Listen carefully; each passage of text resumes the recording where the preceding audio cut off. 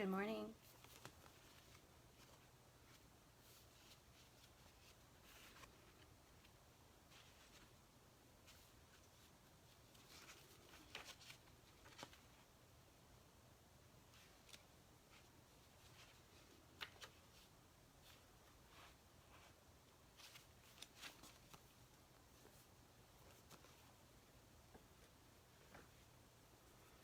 Good morning.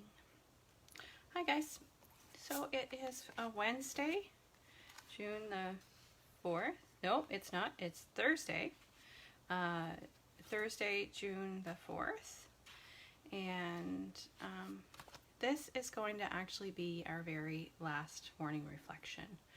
Had a great meeting with my executive board last night, and after some prayer yesterday, it was really important to make a decision for me, and that decision is that I would really, really like to spend the month of June visiting and getting out to see some folks, even at a social distance. And so I need this time. And so if you would like to have a social distance visit from me, and it doesn't matter, I will come visit. If you are in Rawdon, I will come visit you. You guys have been a huge part of our community of faith for this last 11 weeks, and I would be grateful for an invitation to come and sit in your driveway or on your deck and have a social distance visit with you as well. And so anyone that would like to have a social distance visit with me in the next month, my last day of preaching is July 5th, and then I'm away until mid-August. And so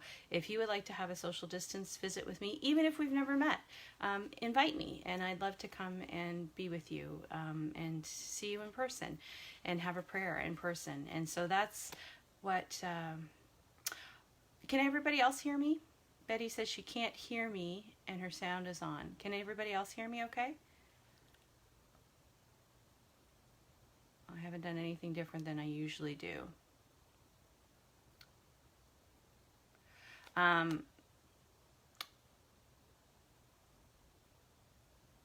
Keep working on it, Betty. I'm not sure what the problem is. Okay, Donna can hear me.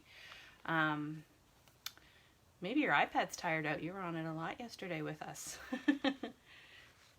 So keep trying. Maybe flick the switch up or hit the volume on the side till it turns up, even if it's on. Sometimes for some reason it drops the volume down. So our last one this morning until we figure out something to do come September. We had a fantastic executive board meeting last night, and we'll have some reports coming to you on that in the e-newsletter. If you'd like to receive our e-newsletter, it's on our website, www.elmsdalecooperative-ministry.com. And so you can find all of our newsletters on there and some of the things that we're thinking about as we come online. Okay, so let's get started, shall we? This is our last time reading Pieces Every Step, a book that's available online, a great daily book as you've heard to be reading each day. Let's see what's coming at us today. So yesterday we did a really interesting one on the Eucharist. I thought that was super interesting that our Buddhist teacher was teaching us about eating mindfully through telling us about the Eucharist, which we're all familiar with. So our last lesson on eating mindfully this morning. A few years ago, I asked some children, "What is the purpose of eating breakfast?" One boy replied, "To get energy for the day." Another said, "The purpose of eating breakfast is to eat breakfast." I think the second child is more correct. The purpose of eating is to eat. Eating a meal in mindfulness is an important practice. We turn off the TV, put down our newspaper, and work together for 5 or 10 minutes, setting the table, finishing whatever needs to be done. During these few minutes, we can be very happy. When the food is on the table and everyone is seated, we practice breathing. Breathing in, I calm my body. Breathing out, I smile. Remember that? 3 times. Breathing in, I calm my body. Breathing out, I smile. Breathing in, I calm my body. Breathing out, I smile. We can recover ourselves completely after 3 breaths like that. Then, we look at each person as we breathe in and out in order to be in touch with ourselves and everyone at the table. We don't need 2 hours to see another person, if we are really settled within ourselves, we only need to look for 1 or 2 seconds, and that is enough to see. I think that if family has 5 members, only about 5 or 10 seconds are needed to practice this looking and seeing. After breathing, we smile. Sitting at the table with other people, we have a chance to offer an authentic smile of friendship and understanding. I got a crackle in my voice this morning. Just let me have a sip of coffee.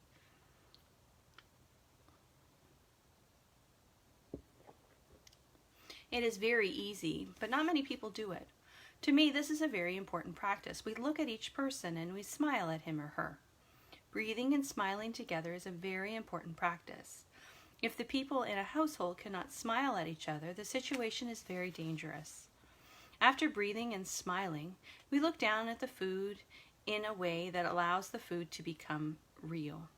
This food reveals our connection with the earth. Each bite contains the life of the sun and the earth. The extent to which our food reveals itself depends on us. We can see and taste the whole universe in a piece of bread. Contemplating our food for a few seconds before eating and eating in mindfulness can bring us much happiness. Having the opportunity to sit with our family and friends and enjoy wonderful food is something precious, something not everyone has. And right now, a lot of us are craving that time with the people that we care about very much. Many people in the world are hungry. When I hold a bowl of rice or a piece of bread, I know I am fortunate, and I feel compassion for all those who have no food to eat and are without family or friends. This is a very deep practice. We do not need to go to temple or a church in order to practice this. We can practice it right at our dinner table. Mindful eating can cultivate seeds of compassion and understanding that will strengthen us to do something to help hungry people and lonely people be nourished. In order to aid mindfulness during meals, you may like to eat silently from time to time. Your first silent meal may cause you to feel a little uncomfortable, but once you become used to it, you will realize that meals in silence bring much peace and happiness. Just as we turn off the TV before eating, we can turn off the talking in order to enjoy the food in the presence of one another. I do not recommend silent meals every day. Talking to each other can be a wonderful way of being together in mindfulness. But we have to distinguish among different kinds of talk.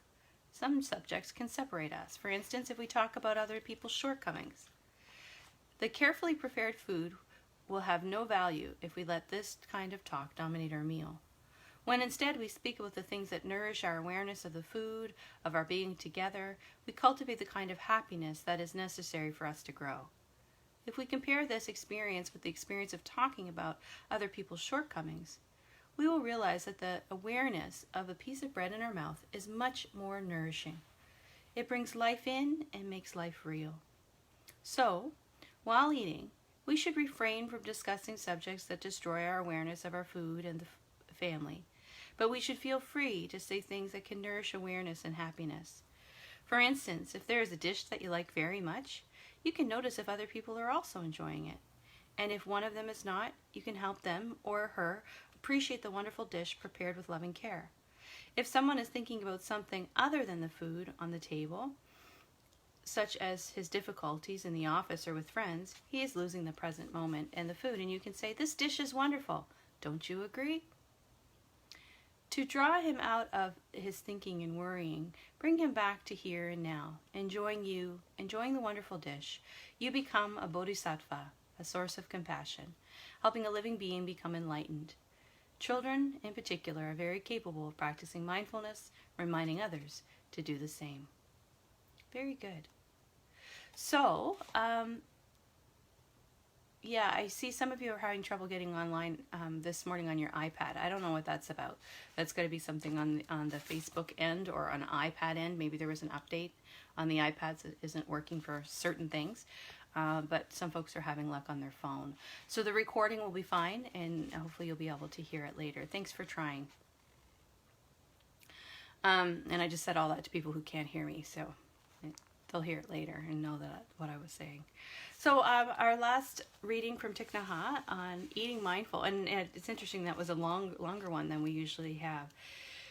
So I know that a lot of us are craving, the big barbecues that we have with family and all those kinds of things. I'm actually having a social distance visit with a friend that I haven't seen in probably about a year on Friday night. I'm going to cook a meal, very simple meal, and we're going to sit outside in my backyard and maintain the 2-meter distance apart from each other and eat and talk and catch up. And so it is possible to do that in our smaller groups. And I'm really strongly encouraging that you guys start to do that. One of the things I said in my meeting last night with the executive board is that, church started in houses. Church started 2,000 years ago with people worshiping and praying together in fellowship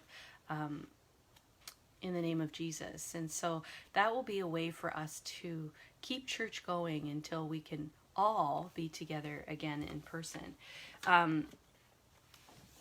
So another reminder, in case you're coming on late, this is our last, I decided yesterday along with the board that this will be my last morning reflection in order to be able to use that time better to be able to visit with folks. And so I'll be waiting patiently for your invitations to come and have a social distance visit in your yard or in your backyard or on your driveway or on your deck, porch, whatever, somewhere where we can maintain a safe social distance. But I'd love to see you. All of you. Not just the folks that I might be the minister for right now, but all the folks that have been a part of our community. We made a particular note yesterday, and this is really interesting. We've had more donations come in from people who are not members of our church than people who are. So really interesting statistics. So thank you, because I don't know who you are, but I can guess who people are that have been donating to our church and to the work of our church in this time. And we thank you so very much for that. And hey, church members that are part of our congregation, some of you may be in particular financial distress at this time, and we completely understand that.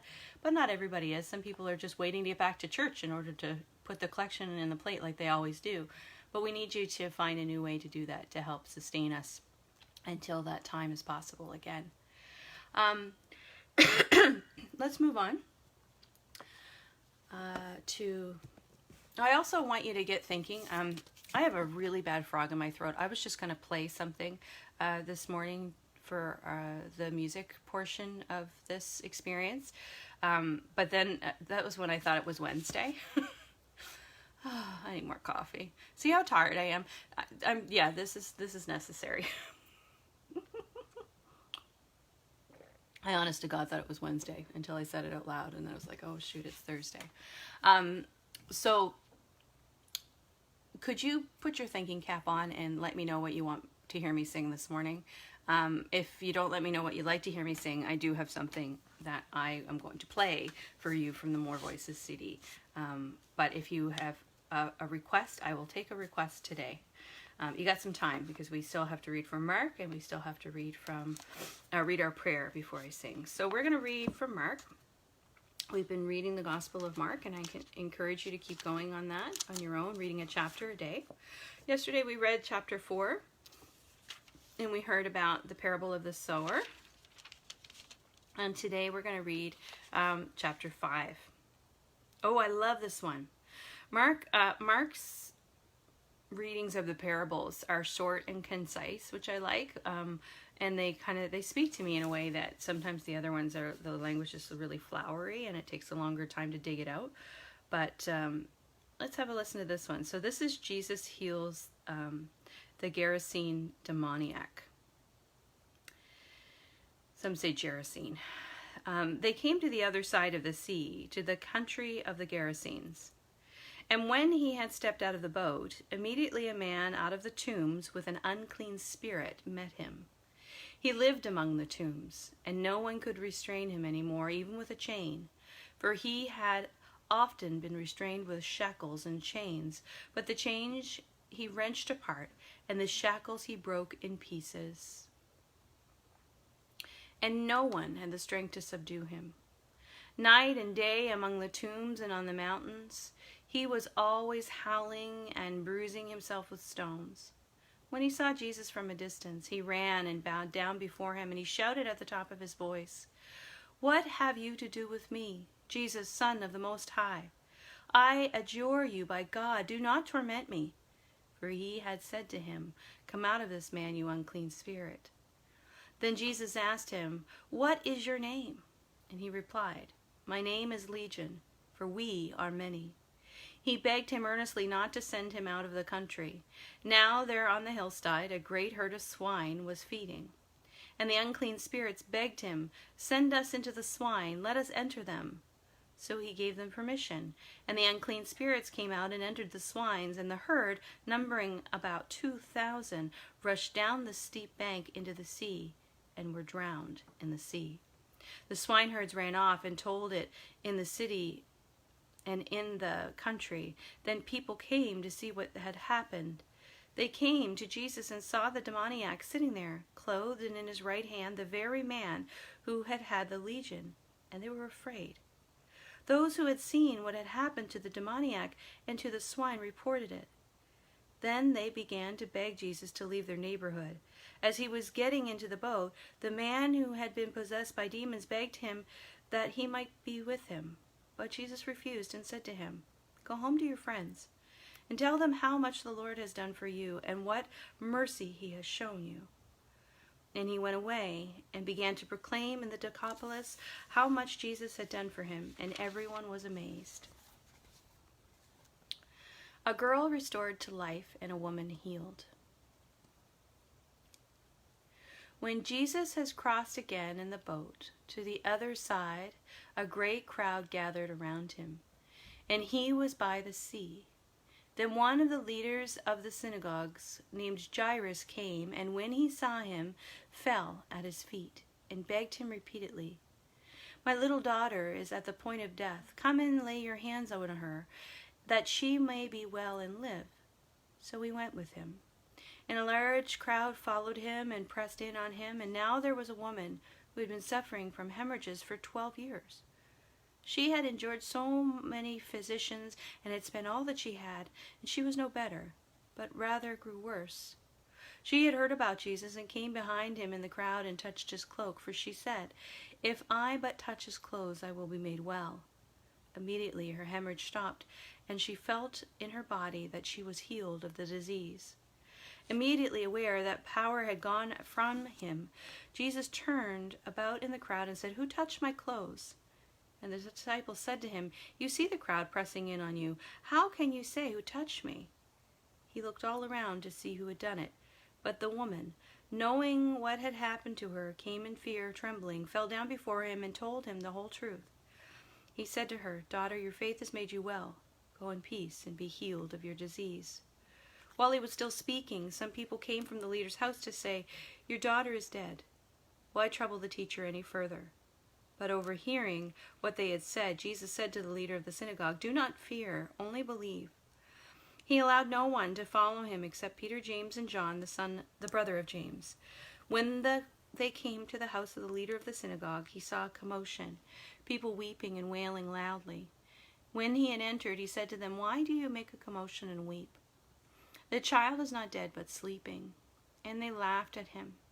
Then he put them all outside and took the child's father and mother and those who were with him, and went in where the child was. I'm going to sneeze.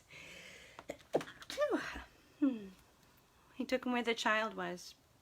He took her by the hand and said to her, "Talitha cum," which means, "Little girl, get up." And immediately the girl got up and began to walk about. She was 12 years of age. At this they were overcome with amazement. He strictly ordered them that no one should know of this, and told them to give her something to eat. So there we have Jesus and thinking about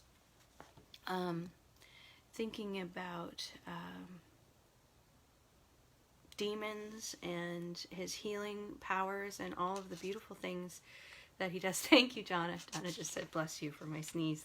That's awesome. Thanks. And Betty said, "Wouldn't it be wonderful to touch the clothes of Jesus?" And I think it's really interesting there that the disciples say, "What do you mean, who touched you?" Like, everybody is touching you.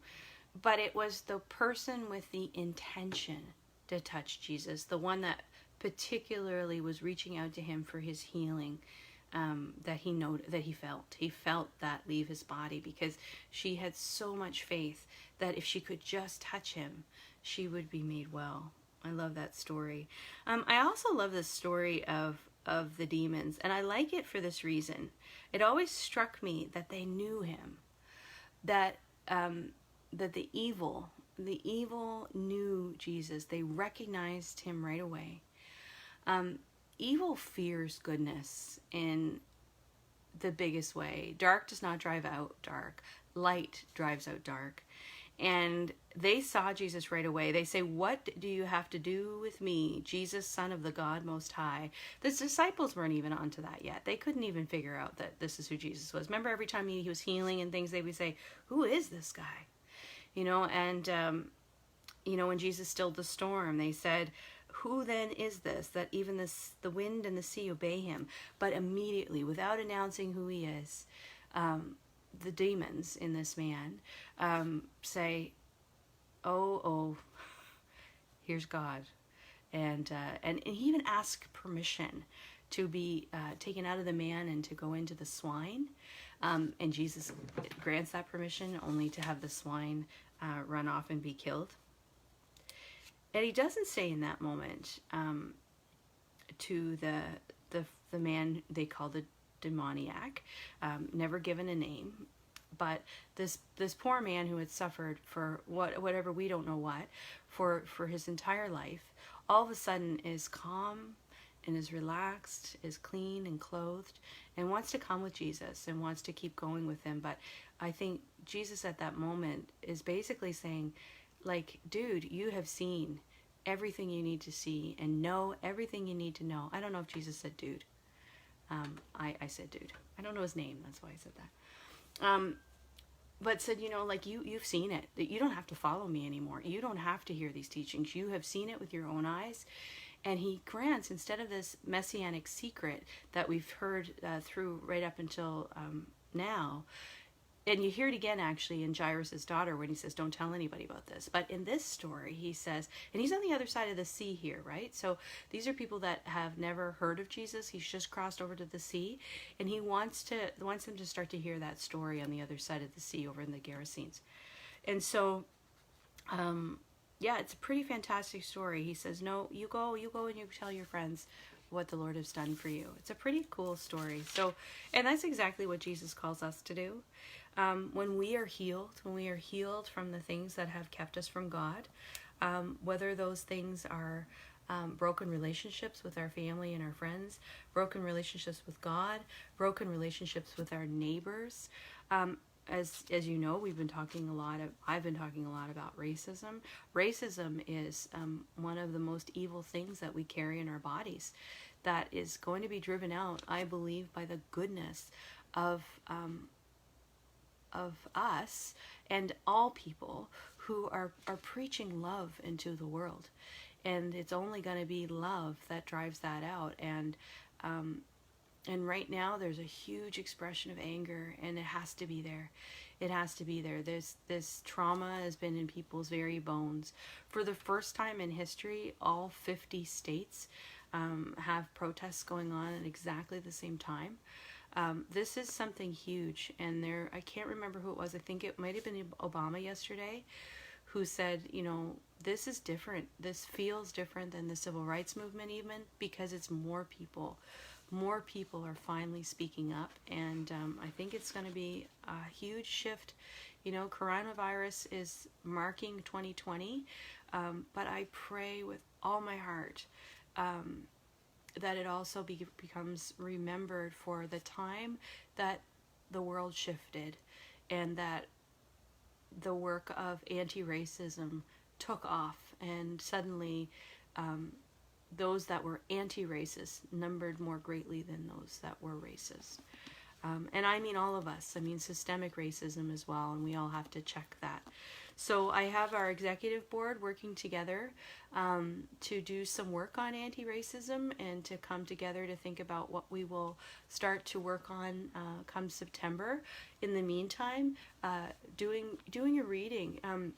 if you want to keep up on what I'm up to, I won't post a whole lot on our church Facebook page about this until I know what we're going to do as a church.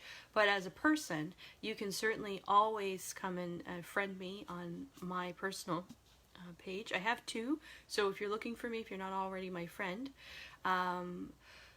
you can certainly come and find me. And the one that I use for work, the Reverend Kim Curlett one, is the one where I'm standing, and actually it has the Black Lives Matter tag around it now. So yeah, so thanks for reading Mark with me today.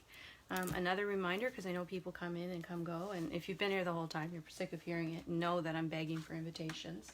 Today is our last morning of morning reflections online until we come back together again in September and figure out how we're going to do that then. Because I would like to spend June visiting, and so I can't do everything. So I can't be planning morning reflections and thinking about those things during the day, and planning Sunday, and getting out to Elmsdale, Enfield, Rawdon, 9 Mile River, Milford, Dutch Corner, all the places, McPhee's Corner, Dutch Corner, I don't know where that came from, McPhee's Corner, all the places where people would live and want to see me Lance. And so if you want to see me, I need you to send me an invitation either on a private message or in my email, kimcurlett@gmail.com, and I'd be happy to come out and visit any one of you for half an hour visit where we can pray together in person and have a wonderful social distance visit. So that's that. Let's hear our prayer today from Corey Mila.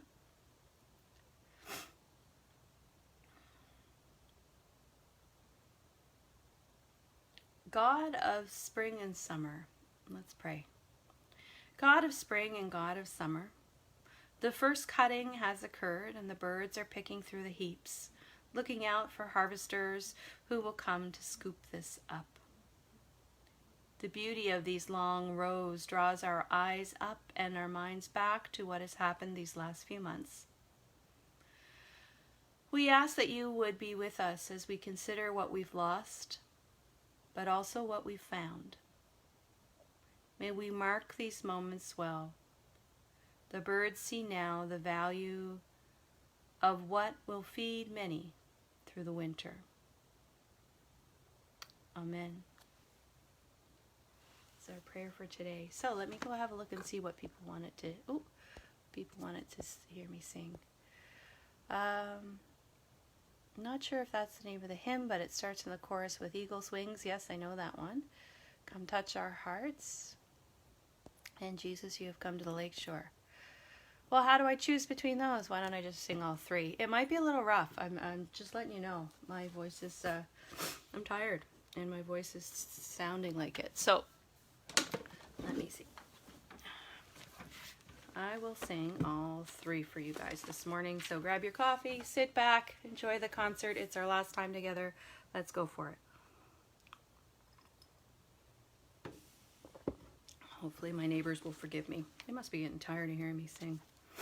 Let me see. I also need a tissue. Give me a minute. Talk amongst yourselves. Say hello.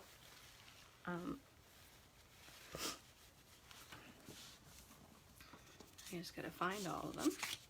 So, Jesus, you have come to the Lakeshore. I think I would know the numbers of all these by now, but I don't. I think it's 574. Let's see. That'd be a fun game. What's the number of this hymn?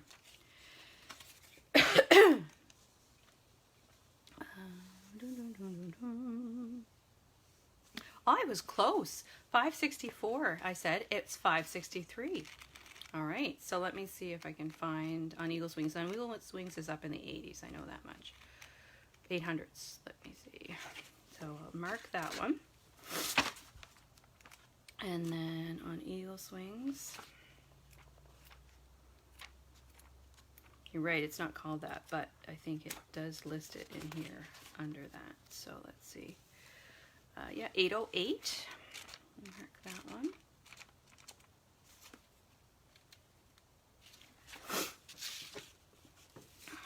That one's hard because I have to think about the how the chorus goes. It's Psalm 91. That's from Psalm 91. And then What did Kay say? Come touch our hearts? Ah, yeah, that's a good one. And that's in the More Voices.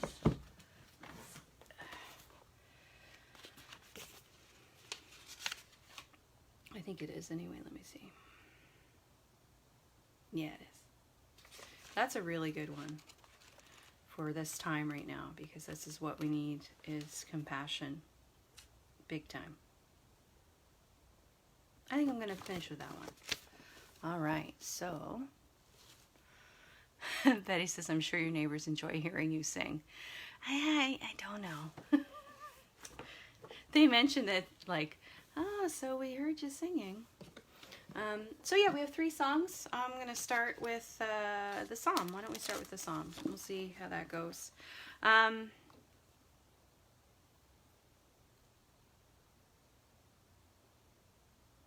I gotta play it. Give me a second. You might not see me for a second. I'm not sure. All right, that's my little app. So Psalm 91 on Eagle's Wings by request.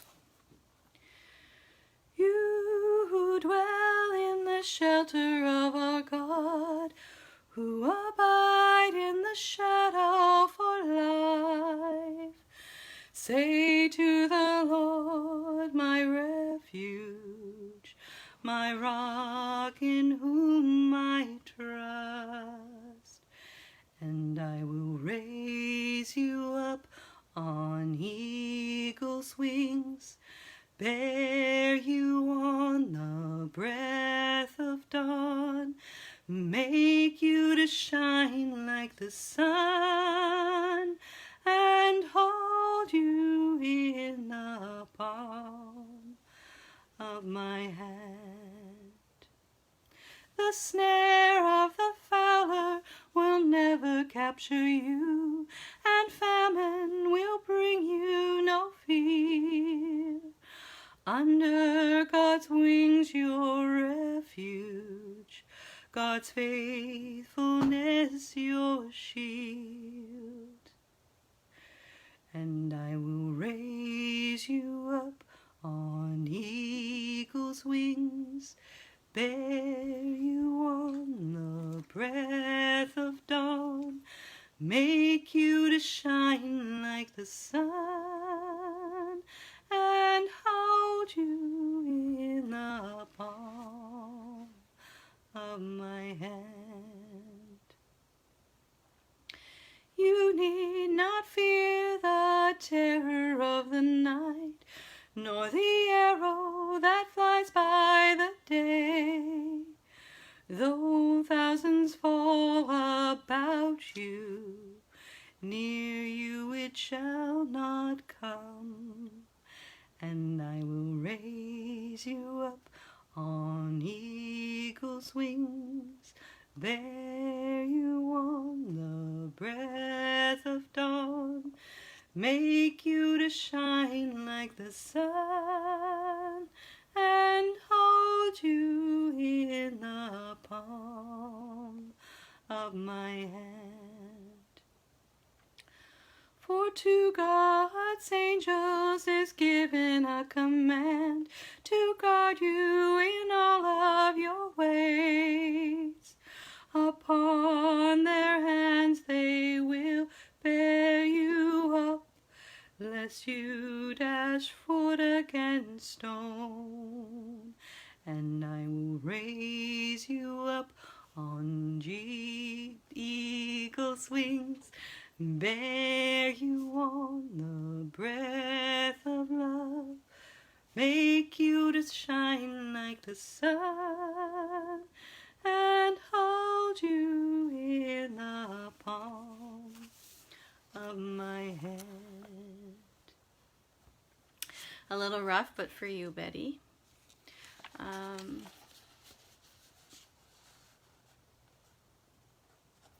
Oh, thanks, Wanda. Wanda asked for Jesus Keep Me Near the Cross.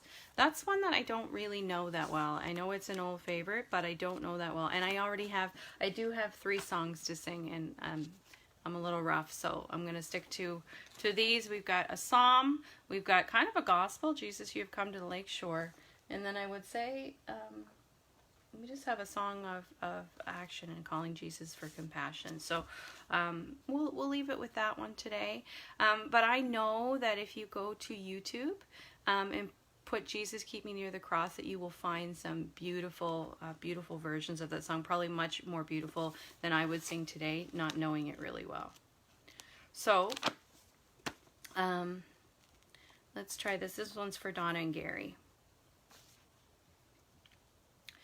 Jesus, you have come to the Lakeshore, looking neither for wealthy nor wise ones. You only ask me to follow humbly. Oh, Jesus, with your eyes you have searched me, and will smiling have spoken my name. Now my boat's left on the shoreline behind me. By your side I will seek other seas. You know so well my possessions. My boat carries no gold and no weapons. You will find there my nets and labor. Oh, Jesus, with your eyes you have searched me, and will smiling have spoken my name. Now my boat's left on the shoreline behind me. By your side I will seek other seas. You need my hands full of caring through my labors to give others rest, and constant love that keeps on loving. Oh, Jesus, with your eyes you have searched me, and will smiling have spoken my name. Now my boat's left on the shoreline behind me, and by your side I will seek other seas. You who have fished other oceans, ever longed for my souls who are waiting, my loving friend, as thus you call me. Oh, Jesus, with your eyes you have searched me, and will smiling have spoken my name. Now my boat's left on the shoreline behind me. By your side I will seek other seas.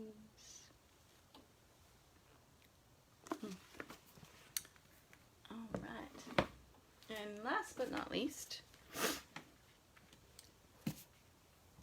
come touch our hearts.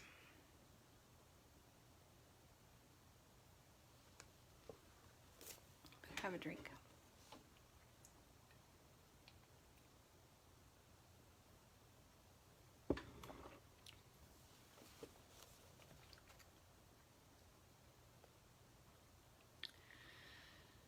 Come touch our hearts, that we may know compassion. From failing embers burn a bit. I'm going to start again. I need another drink.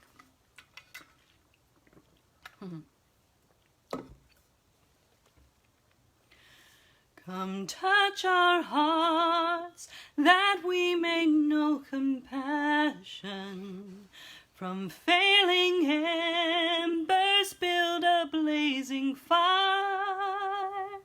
Love strong enough to and justice, to seek a world more gracious. Come touch and bless our hearts. Come touch our souls, that we may know and love you. Your quiet presence all our fears dispel. Create a space for spirit to grow in us. Let life and beauty fill us. Come touch and bless our souls. Come touch our minds and teach us how to reason. Set free our thoughts to wonder and to dream. Help us to open doors of understanding, to welcome truth and wisdom. Come touch and bless our minds. Come touch us now. Oh, one more. Come touch us in the moments we are fragile. And in our weakness your great strength reveal, that we may rise to follow and to serve. Steady now on nerve, come touch and bless our wills. Come touch us now, this people who are gathered, to break the bread and share the cup of peace, that we may love you with our heart, our soul, our mind, our strength, our all. Come touch us with your grace. Thanks, Kay. That's the perfect song for us to end with today and to end our morning reflections with. It has been a long 11 weeks, hasn't it? I'm grateful for those of you that have been here from the beginning, and thank you so much. I hope that I get a chance to see all of you in the next little while. Just give me an invite and we'll check the weather and make sure we can be outside, even if we're standing under umbrellas 6 feet apart in a driveway for a few minutes, just to see each other and to pray. That would be really great. The Zoom gathering was a flop yesterday. It was great to see Betty and to see Gary, but that's all who came, and I get it. We're all kind of tired of the screen, and so we will host one more of those next Wednesday at 1:30, simply because the mail out has gone out to those that don't have a computer that might try and call in next Wednesday. So I'll be live next Wednesday at 1:30 on Zoom, and that information is in the e-newsletter. And so thanks for being here. Thanks for being a part of my morning, and some of you parts of my evening as well.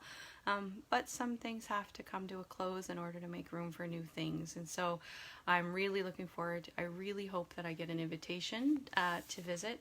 I'm like begging to come and see you right now. I don't know if you're hearing this. I like really begging. And if you're like, oh, I don't want to bother her. She's so busy, and I don't want to impede on her time. You know what? Get over yourself. I want to come see you. So please send me an invitation either by Facebook Messenger, and we'll work out a time, or by email. Email's actually better, because then if I've read it, it doesn't get lost later. So if you can email me, kimcurlett@gmail.com. So my name is KIMCURLETT, no E on the end, Kim Curlett, no dots or nothing, @gmail.com. So thanks so much. We will be back in September for some kind of Facebook Live. I don't know what it will look like. There'll be some opportunity for us to do that. Some of us may be able to gather in small groups in person. We are putting together a task force to work on that, though, a working group.